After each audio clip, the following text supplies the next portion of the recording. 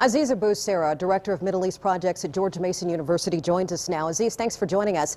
You specialize in conflict analysis and resolution as we speak. We've been looking at these live pictures. The violence is mounting there in Cairo. We've recently just learned 3 people have now been killed as a result of all of this right now. Have you ever seen anything like this before in Egypt? And would you go ahead and classify this as civil war? No, this didn't happen before in Egypt. However, I wouldn't say it's a civil war. I think this was a calculated move by Hosni Mubarak and by the regime. After he announced that he will stay and he's not planning on resigning, and people didn't leave the Tahrir Square, he needed something to keep him in, and he wanted to show the people in Egypt and the people everywhere that there are some people who support him. However, it was a very insignificant number. It's a number that was very violent. What's very interesting is to watch also that the Egyptian TV finally started reporting about these protests after ignoring it to very high level in the last few days.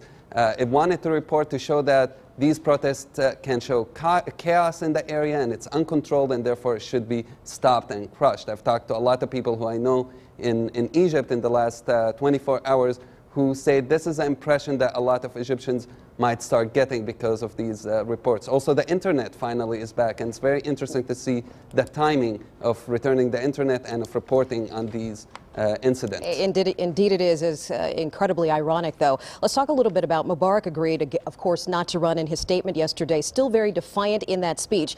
Throughout all of this, and for years, the U.S. sort of has had to walk a fine line. It has supported this regime with billions of dollars in military aid to the country. What does the U.S. need to do now to sort of, ramp up its speech? What does the U.S. need to do? Well, Mubarak announced he's leaving in September, and it's too little too late. And I think for the whole Arab world at the moment, this is a historic time just like the 1989 has been historic in Europe, and just like the 1848 has been historic. This is a very important time, and the U.S. cannot afford being on the wrong side of history. Do we need to stop aid to Egypt at this point? I think, well, if we look at America was willing to send its troops and risking many Americans' lives to bring democracy to Iraq, it can do a lot more than just say we demand a change. And aid is one of the things I think that the U.S. can do, but there are a lot more interventions that it can do. If Mubarak or if the regime there wants to save any remnant of its existence, Mubarak has to go as soon as possible. If the violence we're seeing there in the streets continues, what could this ultimately mean for the U.S., the future of Egypt, and the Middle East?